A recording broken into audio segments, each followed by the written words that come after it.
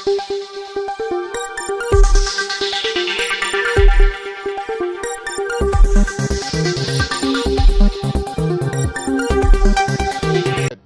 तरी जनतेने याबद्दल जागं होऊन सरकारला त्याची जागा दाखवली पाहिजे.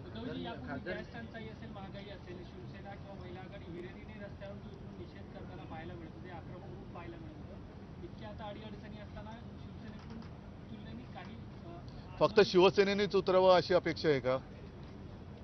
सगळ्यांनी उतरलं पाहिजे. शिवसेना ज्यांच्यासाठी उतरते जनतेने सुद्धा आमच्यासोबत उतरलं पाहिजे. शिवसेना तर सदैव लढणारीच संघटना आहे. शिवसेना ही सदैव जनतेच्या हक्कासाठी आणि त्यांच्या व्यथांसाठी ज्यांच्यापासून व्यथा निर्माण होत आहेत त्यांच्या विरुद्ध लढण्यासाठी शिवसेना नेहमीच तत्पर आहेच. आम्ही आंदोलनही करू. मात्र ज्यांच्या हातामध्ये सरकार आहे ते सरकार याबाबत नेमकं काय करणार आहे, युद्धाच्या बाबतीत नेमकं काय परिणाम होत आहेत, काय दुष्परिणाम होत आहेत हे पंतप्रधान कधीतरी आम्हाला सांगणार आहेत की नाही.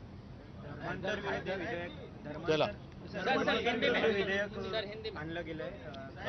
नाही, एक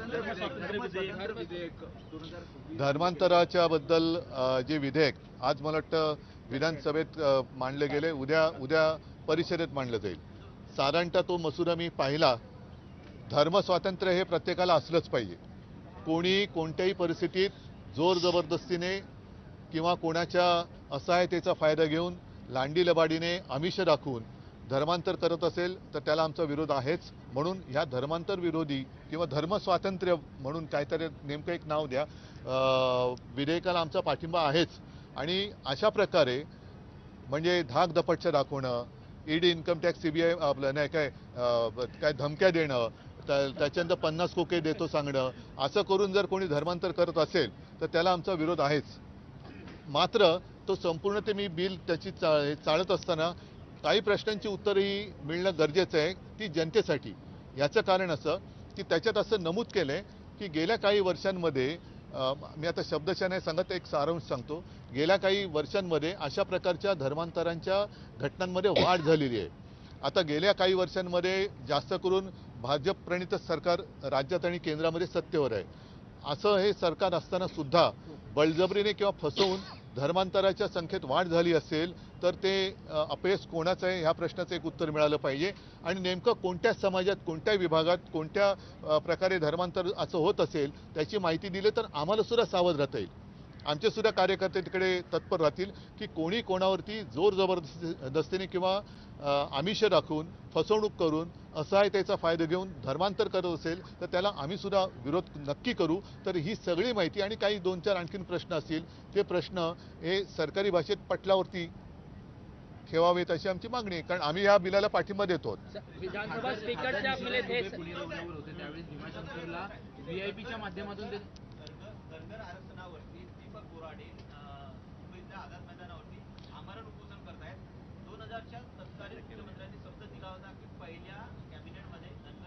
कोण होतं तेव्हा मुख्यमंत्री? हो पण कोण, नाव सांगा ना. 2004 अहो ते सोडा, अटलजींनी दिलं होतं सोलापूरला. जर आपण विसरला असाल तर अटलजींनी मला असं वाटतं की एक आश्वासन दिलं होतं. मला जर मी विसरलो नसेल तर पंढरपूरला म्हणजे अटलजी केव्हा पंतप्रधान होते? ह्याच पक्षाचे ते पंतप्रधान होते. त्याच्यामुळे हे जे काय आश्वासन आहे हे पंतप्रधानांनी, तत्कालीन पंतप्रधानांनी दिलेलं आहे.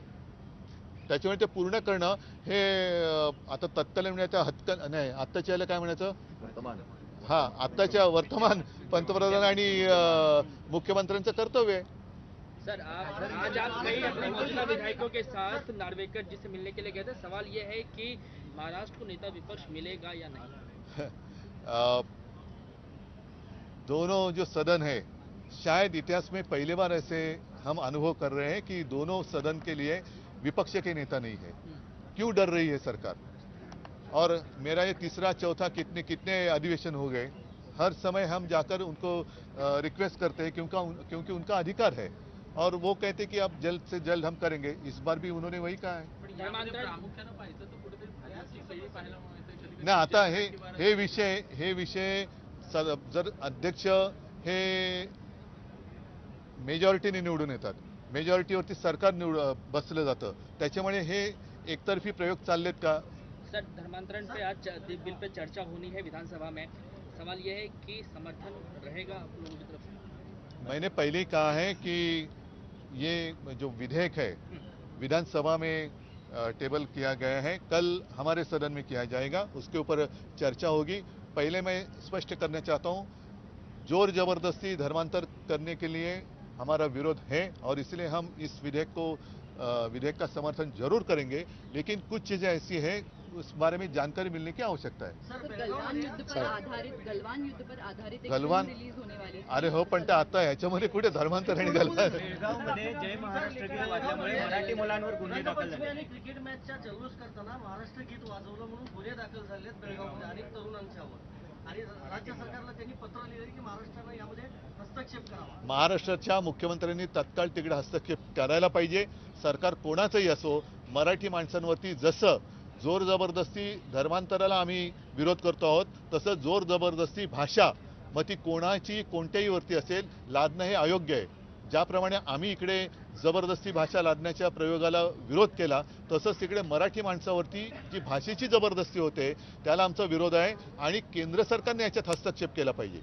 वर्षानुवर्षे केंद्र सरकारकडनं जी माझी माहिती आहे, सुप्रीम कोर्टात थोडीशी त्यांच्या बाजूने ते झुकलेले आहेत.